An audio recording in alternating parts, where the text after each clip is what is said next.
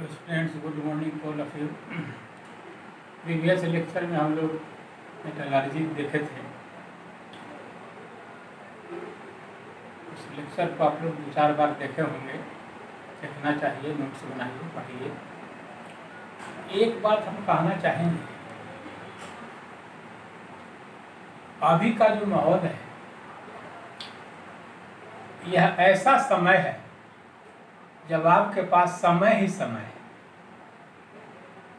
यह ऐसा समय है जब आपके पास समय ही समय है, और जब कोई चीज़ ज़रूरत से ज़्यादा हो जाती है तब उसका सही ढंग से इस्तेमाल नहीं हो पाता है। शायद आपके साथ भी यही हो रहा है। जो समय का मोल समझता है, समय उसे अनमोल बना देता है। तो अभी का समय कीमत का पहचानिए। समय बहुत कीमती होता है। वक्त को पहचानिए, वैल्यूएबल टाइम को यूज कीजिए।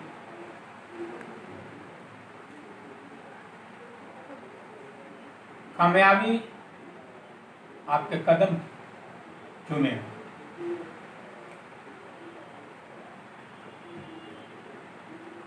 क्या है, मेहनत अगर आदत बन जाए तो कामयाबी मुकद्दर बन जाती है। मेहनत अगर आदत बन जाए तो कामयाबी मुकद्दर बन जाती है। इसलिए अभी का समय है, एक एक पल को यूज करना है। अब उसको कैसे आप यूज करते हैं तो वक्त बताएगा, लेकिन हम उम्मीद करते हैं कि जितना वीडियो हम अपलोड किए हैं सबका रिवीजन आप करते रहिए। हमेशा 1-2 वीडियो रोज देखते रहिए। ईच एंड एवरी डे एक रूटीन बनाइए कि 2 वीडियो हमको रोज देखना है। यह आपको अच्छा मार्क्स लाने में हेल्प करेगा। तो आज का टॉपिक बहुत गहरा टॉपिक है, बहुत गहराई इसमें है, बहुत ऊंचाई भी है, हाईली कंसेप्चुअल है, हाईली बेसिक है। लोग इसको याद कर लेता है, काम चल जाता है, लेकिन हम इसको गहराई को हम देखते हैं, हम समझाने की कोशिश कर रहे हैं, देखते हैं कि हम आप भी समझने की कोशिश कीजिएगा। ये बहुत इंटरेस्टिंग टॉपिक है, बहुत थ्रिलिंग टॉपिक है, अब बहुत हिडन फैक्ट इसमें छिपा हुआ है। एक एक बात हम क्लियर करने की कोशिश कर रहे हैं, सिंपलीफाई कर रहे हैं। आप भी कोशिश कीजिएगा समझने की। तो लेट अस स्टार्ट। अब स्टार्ट करते हैं। देखो, रिड्यूसिंग एजेंट।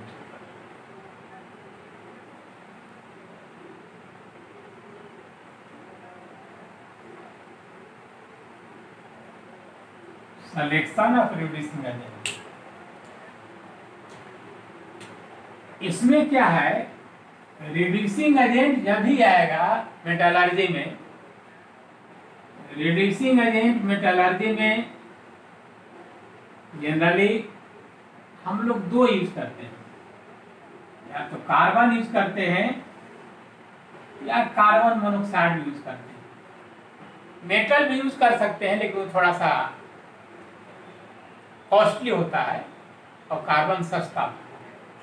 तो अब सवाल है कि कहाँ पर कार्बन यूज करेंगे, कहाँ पर कार्बन मोनोऑक्साइड यूज करेंगे। जैसे इसको समझिए, जैसे जिंक ऑक्साइड है, तो जिंक ऑक्साइड का रिडक्शन करना है। रिडक्शन करना है जिंक ऑक्साइड का मतलब क्या होगा कि ऑक्सीजन को हटाना है।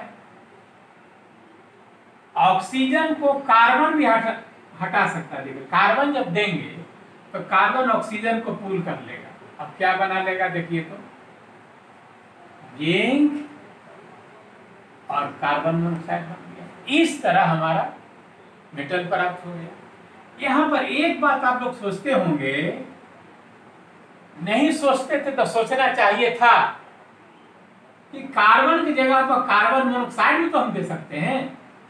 अगर कार्बन मोनोऑक्साइड देंगे तो कार्बन मोनोऑक्साइड ऑक्सीजन को पूल कर लेगा और CO2 बना लेगा और जिंक को बाहर कर देगा। जिंक प्लस CO2, वाले which is correct, which is better reducing agent.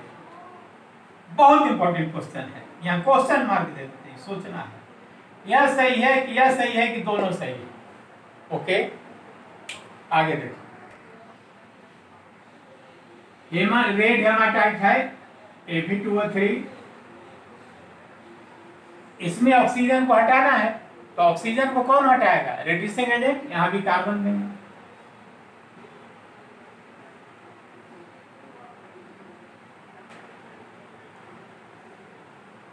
Carbon देंगे तो ऑक्सीजन तो हट जाएगा, कार्बन CO के रूप में हट जाएगा। इसको बैलेंस कर दीजिए, 2 है यहाँ पर आयरन, तो 2 आयरन कर दीजिए, 3 ऑक्सीजन है, 3 कार्बन कर दीजिए। तो देखिए, तो कार्बन भी रेड हेमाटाइट से ऑक्सीजन को हटाने में कैपेबल है। Any problem? Carbon is capable to pull oxygen from red hematite. Okay, यहां पर एक चीज और आप लोग देखते होंगे, यह क्वेश्चन जनरली हर एग्जाम में पूछा जाता है, चाहे IIT का एग्जाम हो, NIT का हो एग्जाम हो, SSC JEE का हो एग्जाम हो, नेट का हो एग्जाम, इसरो का होगा एग्जाम, हर एग्जाम में रिड्यूसिंग एजेंट पूछा जाता है। अब बहुत कॉमन क्वेश्चन है, चाहे कार्बन हो गया, carbon monoxide, which is better, यही बात पर फोकस करेंगे। तो इसमें अगर कार्बन मोनोऑक्साइड हम दे देते हैं, कार्बन मोनोऑक्साइड भी ऑक्सीजन को हटाएगा, आयरन बनाएगा और CO2 बनाएगा। ठीक है,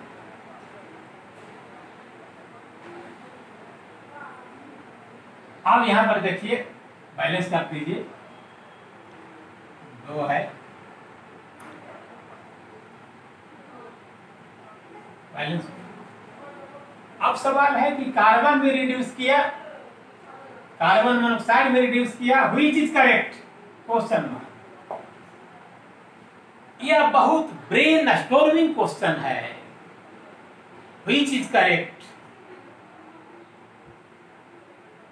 इसको हम लोग समझने की कोशिश कर रहे हैं, स्क्रीनशॉट लीजिएगा, बहुत इंपॉर्टेंट पॉइंट है। जैसे जिंक में, जिंक ऑक्साइड में हम कार्बन देते हैं, तो हमारा पर्पस क्या है? पर्पस इसको डिकम्पोज करना, जिंक ऑक्साइड को डिकम्पोज करना, टू डिकम्पोज जिंक ऑक्साइड। और जिंक ऑक्साइड अब डिकम्पोज होगा तो ऑक्सीजन बाहर हो जाएगा, तो पर्पस है decompose zinc oxide, decompose zinc oxide to gibberellin. हमारा पर्पस तो यही है। इसको डिसोसिएट भी हम लोग कर सकते हैं, dissociate zinc oxide, dissociate zinc oxide to. इसका मतलब है कि जिंक ऑक्साइड स्टेबल है, यह डिकम्पोज कब होगा, इसका नेचर के बारे में हम थोड़ा सा जानकारी लेते हैं। देखिए, एक्सिस पर टेम्परेचर हम लिए हैं, y एक्सिस पर डेल्टा G0F लिए हैं। Standard gives energy formation. Delta G0F को क्या करते हैं? Standard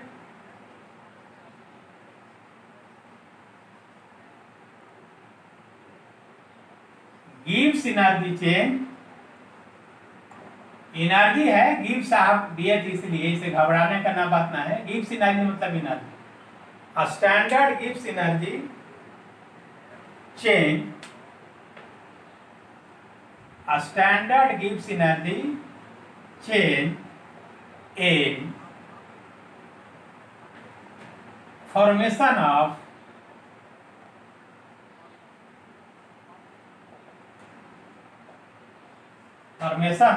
metal oxide।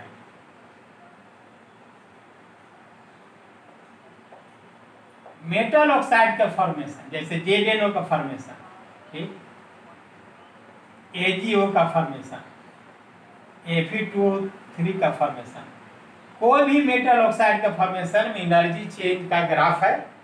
Energy change अगर अधिक होगा तो स्टेबल ज्यादा होगा, एनर्जी चेंज कम होगा तो कम स्टेबल होगा। देखिए एक ग्राफ हम करते हैं, गौर कीजिएगा इसमें।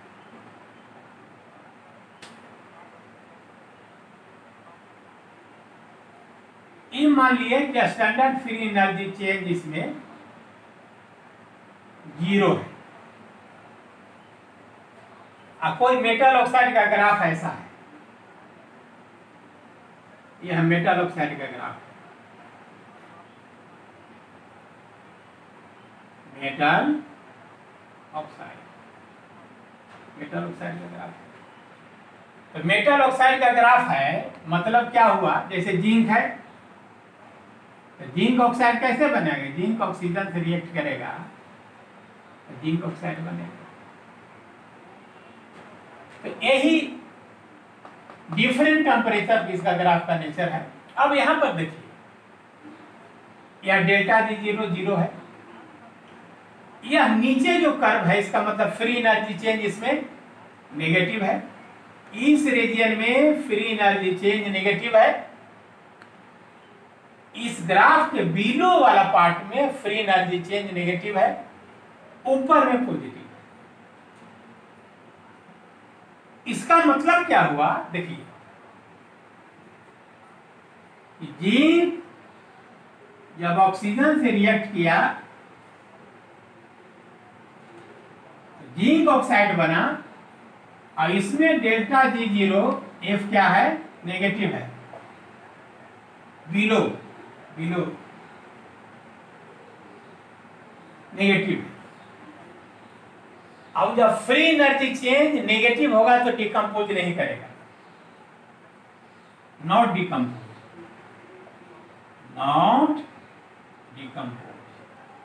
अब हमारा पर्पस क्या है, इसको तोड़ना, अब डिकम्पोज नहीं होगा, मतलब इस रीजन में zinc oxide Zn plus O2 नहीं होगा। इसका मतलब क्या हुआ, फिर से समझिए,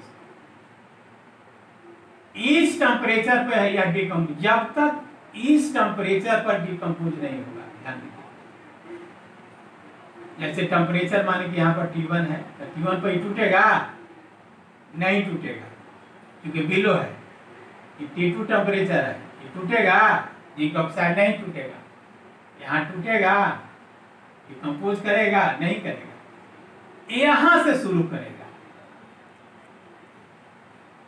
यह हुआ डिकम्पोजिशन टेम्परेचर। इसका मतलब है यह ऑक्साइड, जिंक ऑक्साइड जो है इस टेम्परेचर से टूटना शुरू हो जाएगा, इसके ऊपर में टूट जाएगा, इसके नीचे में नहीं टूटेगा, ठीक है। इसका मतलब है कि इसका डिकम्पोजिशन टेम्परेचर क्या हुआ, मानिए T1 हो गया,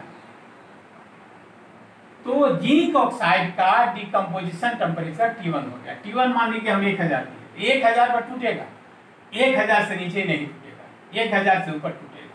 तो यहाँ पर एक हुआ डिकम्पोजिशन टेम्परेचर।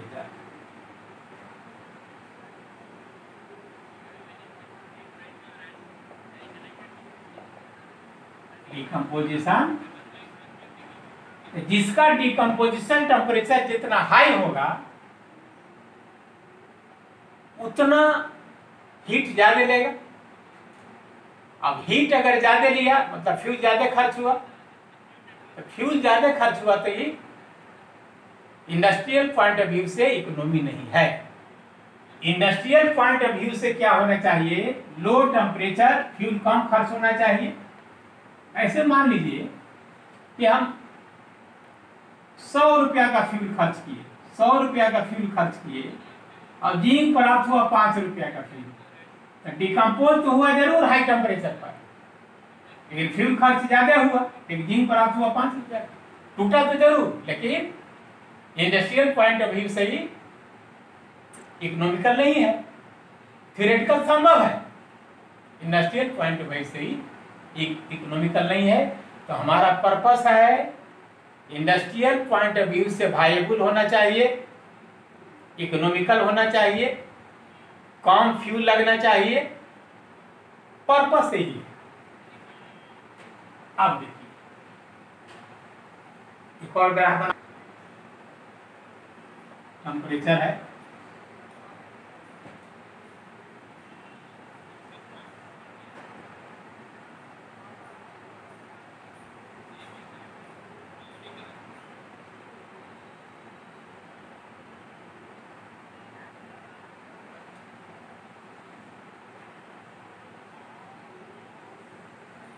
देखिए 3 मेटल ऑक्साइड यहाँ लिए हैं, Ag2 है, जिंक ऑक्साइड है, AgO कर दीजिए, मर्क्यूरिक ऑक्साइड है और एक जिंक ऑक्साइड है। तो देखिए तो Ag2 किस टेम्परेचर पर टूटेगा?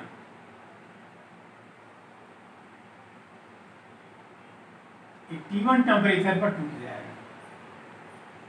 T1 टेम्परेचर पर टूट जाएगा। AgO किस टेम्परेचर पर टूटेगा? इस टेम्परेचर पर, T2 टेम्परेचर पर टूट जाएगा। जिंक इस पर टूटेगा। तो टूटा तो तीनों टूटा हमारा, देख लीजिए। Ag2O भी डिकम्पोज किया, 2Ag बस हाफ फोटो, AgO भी किया डिकम्पोज, मर्क्यूरिक ऑक्साइड भी, Hg प्लस हाफ फोटो। लेकिन यह दोनों लो टेम्परेचर पर किया डिकम्पोज।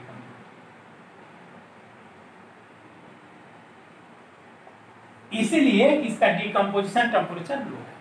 तो जिसका डिकम्पोजिशन टेम्परेचर लो है उसमें रिड्यूसिंग एजेंट हम लोग नहीं देते हैं। Those metals which have low decomposition temperature do not require reducing agent, यही इसका थीम है। वह मेटल ऑक्साइड जिसका डिकम्पोजिशन टेम्परेचर कम है उसको डिकम्पोज करने के लिए रिड्यूसिंग एजेंट की जरूरी नहीं पड़ता है। Ag2O में सिंपल टूट जाएगा, AgO भी टूट जाएगा। ZnO में हाई टेम्परेचर पर टूटता है, देखिए Zn थियोरेटिकली तो टूटा जरूर, जिंक प्लस हाफ डिकम्पोज किया यही, लेकिन हाई टेम्परेचर पर डिकम्पोज किया। हाई टेम्परेचर पर किया डिकम्पोज। हाई टेम्परेचर पर जब डिकम्पोज करेगा तब फ्यूल खर्च ज्यादा होगा।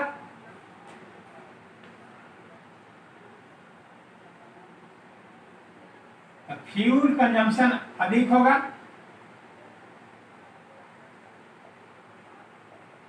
फ्यूल कंजम्पशन मोर।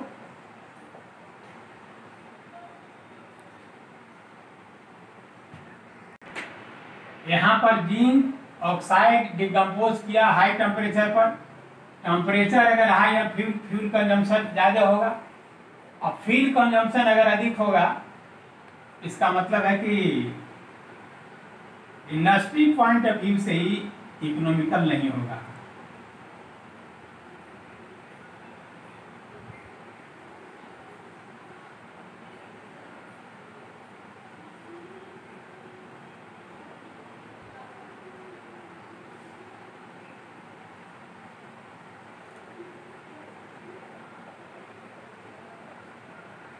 इकोनॉमिकल नहीं होगा। तो हमारा इसमें क्या है, देखिए बेसिक चीज क्या है कि लो टेम्परेचर होना चाहिए। इंडस्ट्रियल पॉइंट ऑफ व्यू से लो टेम्परेचर होगा। पहला टेम्परेचर शुड बी लो, दूसरा consumption of fuel should be small, consumption of fuel as low. इसका मतलब है इकोनॉमिकली वायबल है,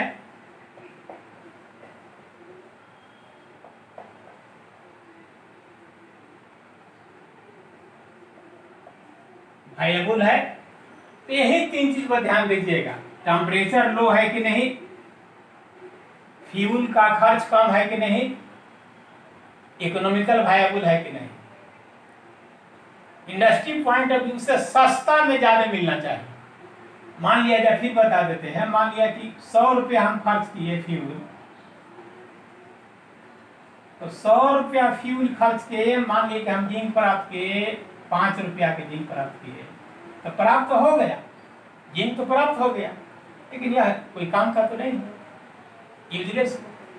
इसलिए हम लोग रिड्यूसिंग एजेंट देते हैं कि इकोनॉमिकल वायबल होना चाहिए, कम टेम्परेचर पर होगा, कम फ्यूल खर्च होगा, कम खर्च में अधिक मात्रा में हमको मेटल मिलना चाहिए। ओके, बहुत हिडन बात बता रहे हैं, बहुत राज की बात बता रहे हैं, बहुत हिडन फैक्ट बताना चाह रहे हैं। देखो,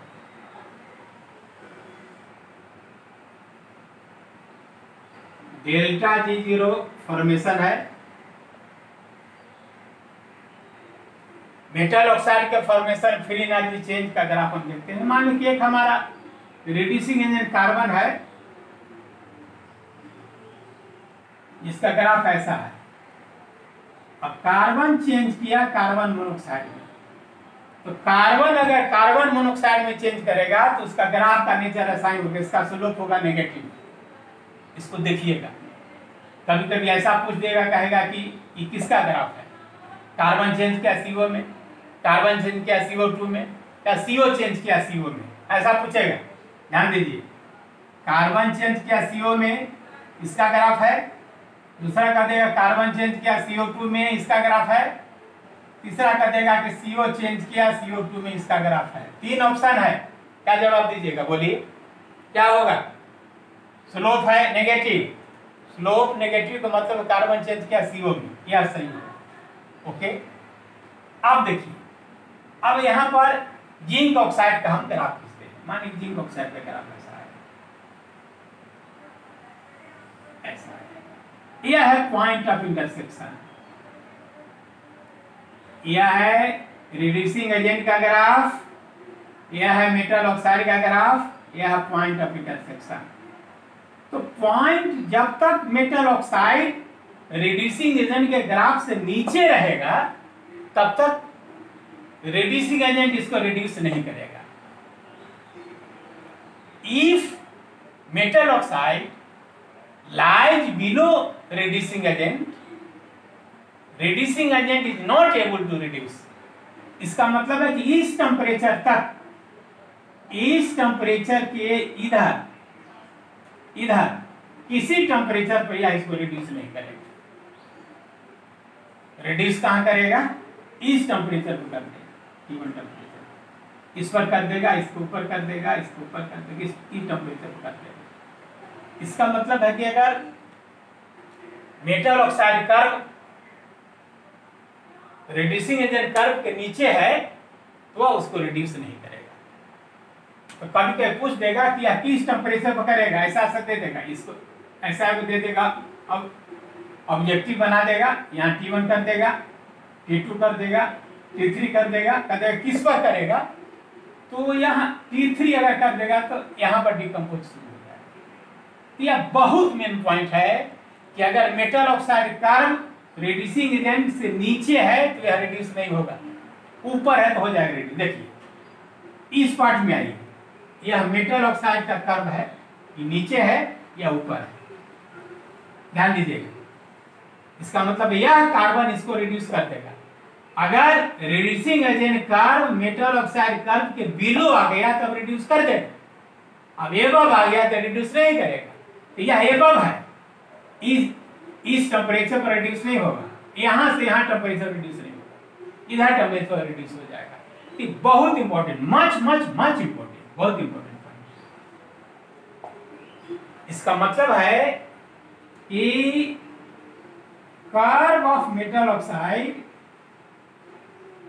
curve of metal oxide is below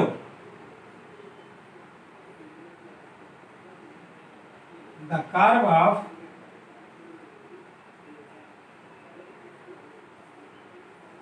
reducing agent. Reducing agent A not able to reduce.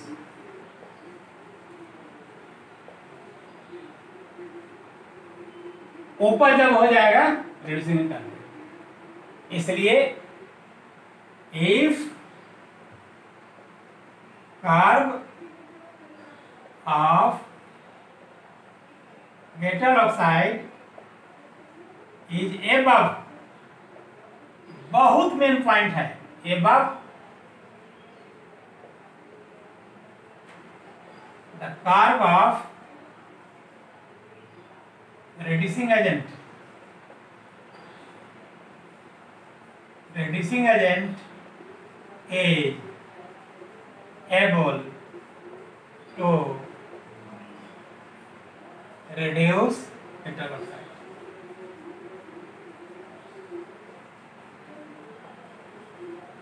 ये समझिए कि आपका सोल है, सोल है, गीता है, गीता एकदम पावर पैक्ड मीनिंग है। ये दोनों लिख दिए, इसी में पूरा आपका रिड्यूसिंग एजेंट का कंसेप्ट छिपा हुआ है।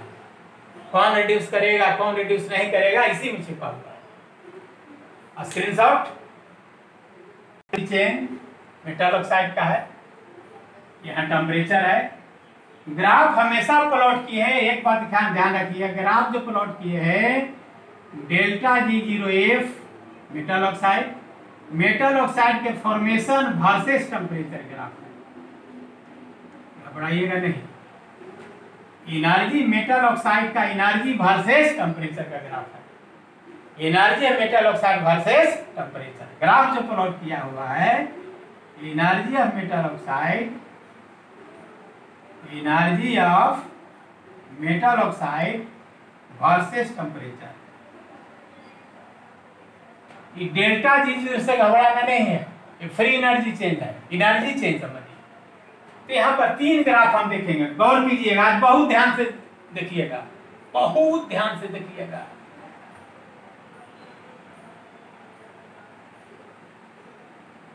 देखिए ऐसा ही चीज है,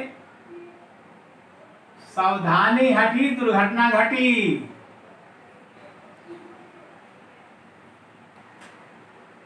एकदम बहुत बारीकी से गौर कीजिएगा, इसको जोश के साथ देखिए। हाउ इज जोश, हाउ इज जोश, जोश इज हाई, ऐसा होना चाहिए। एक एक बात पर गौर कीजिएगा। यह जो कर्व हमारा है इसमें कार्बन चेंज किया CO2 में, कार्बन चेंज किया अगर CO2 में, उसका ग्राफ का नेचर ऐसा होता है, मतलब इसका स्लोप कांस्टेंट है, ठीक है। दूसरा अगर आप देखिए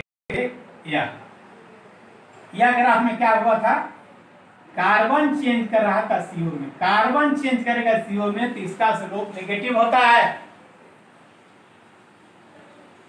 कार्बन चेंज करेगा CO में तो इसका स्लोप कांस्टेंट रहता है,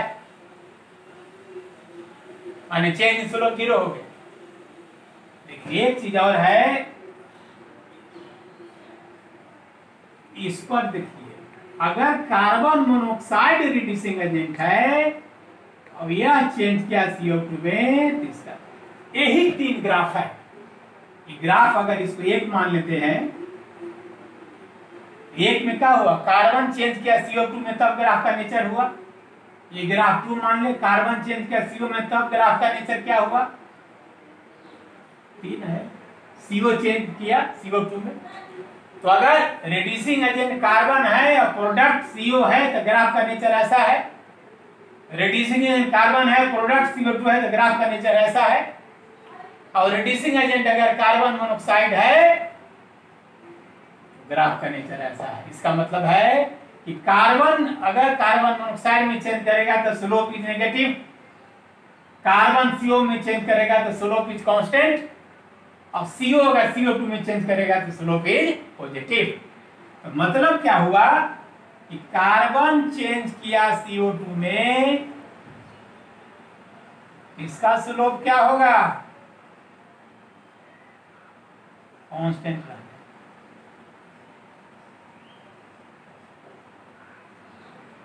माने 0 हो गया, 0 कांस्टेंट मतलब चेन स्लोप 0 हो गया। दूसरा, कार्बन अगर चेंज किया CO में, इसका स्लोप क्या होगा? बोलिए, नेगेटिव होगा। तीसरा, अगर कार्बन मोनोऑक्साइड चेंज करेगा CO2 में, इसका स्लोप क्या होगा? पॉजिटिव। तो 3 बात एकदम दिमाग में रखिए, तीनों का ओके। स्क्रीनशॉट, कार्बन चेंज किया CO2 में, कार्बन चेंज किया CO में, इसमें क्या हुआ? कार्बन चेंज कर CO2 में तब ऐसा होगा, इसमें क्या होगा? कार्बन चेंज करेगा CO में तब ऐसा होगा, इसमें क्या होगा? CO चेंज करे CO2 में। मान लीजिए जिंक ऑक्साइड को हमको रिड्यूस करवाना है, तो जिंक ऑक्साइड का ऐसा ग्राफ रहता है। अब यहां पर देखिए, यह जिंक ऑक्साइड जो है, देखिए यहां पर इसको कट कर रहा है कार्बन को, ठीक है। इसका मतलब कि इस टेम्परेचर पर कार्बन इसको कर देगा रिड्यूस, ध्यान दीजिएगा।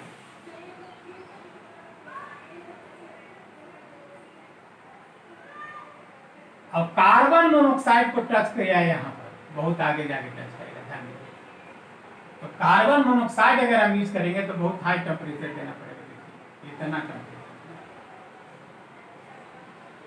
यही कारण है कि जिंक ऑक्साइड के केस में कार्बन भी करता है रिड्यूस और कार्बन मोनोऑक्साइड भी करता है।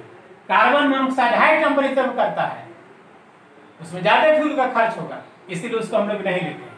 यही कारण है कि जिंक ऑक्साइड में हम लोग कार्बन यूज करते हैं। जिंक ऑक्साइड में कार्बन यूज करते हैं क्योंकि लो टेम्परेचर पर हो गया, यह हो गया लो टेम्परेचर पर, यह रिड्यूस किया लो टेम्परेचर पर। कार्बन मोनोऑक्साइड में रिड्यूस करेगा हाई टेम्परेचर पर। देखिए जिंक ऑक्साइड है, कार्बन मोनोऑक्साइड कहां रिड्यूस किया? यहां हाई टेम्परेचर पर। रिड्यूस तो दोनों करेगा, इकोनॉमिकल कौन है? ये हाई टेम्परेचर, इसलिए यह नहीं होगा, हम इसी को प्रेफर करते हैं, ओके।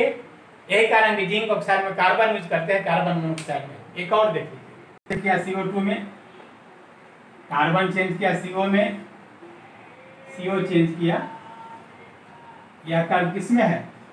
कार्बन चेंज किया CO2 में, यह कर्व किसमें है? कार्बन चेंज किया CO में, यह कर्व किसमें है?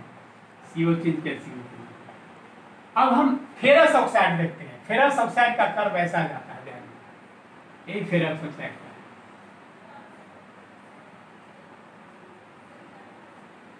यह फेरस ऑक्साइड, तो देखिए, तो फेरस ऑक्साइड के केस में क्या देखते हैं? कार्बन मोनोऑक्साइड इसके नीचे है, देखिए ये कार्बन मोनोऑक्साइड है, तो carbon monoxide lies below ferrous oxide, तो बिलो है तो उसको कर देगा रिड्यूस। इसलिए फेरस ऑक्साइड के केस में कार्बन मोनोऑक्साइड लो टेम्परेचर पर कर देगा रिड्यूस, इसलिए फेरस ऑक्साइड में हम लोग कार्बन मोनोऑक्साइड लेते हैं क्योंकि यह बिलो है। और कार्बन हाई टेम्परेचर में करेगा और ये किसी टेम्परेचर कर सकता है। कार्बन मोनोऑक्साइड है, कार्बन मोनोऑक्साइड है, कर दिया रिड्यूस। कार्बन मोनोऑक्साइड है, नीचे है, कार्बन मोनोऑक्साइड है, रिड्यूस कर दिया। कार्बन मोनोऑक्साइड है, रिड्यूस कर दिया। कार्बन जाकर करेगा रिड्यूस, यहाँ पर कार्बन रिड्यूस करेगा, तो कार्बन रिड्यूस करेगा हाई टेम्परेचर पर और कार्बन मोनोऑक्साइड करेगा लो टेम्परेचर पर। इसलिए फेरस ऑक्साइड की केस में क्या होता है, रिड्यूसिंग एजेंट कार्बन मोनोऑक्साइड देते हैं क्योंकि यह लो टेम्परेचर पर रिड्यूस करेगा, तो लो टेम्परेचर पर यह फ्यूल कम खर्च हुआ, लो टेम्परेचर पर। और इसी पर कार्बन दे देंगे हाई टेम्परेचर पर।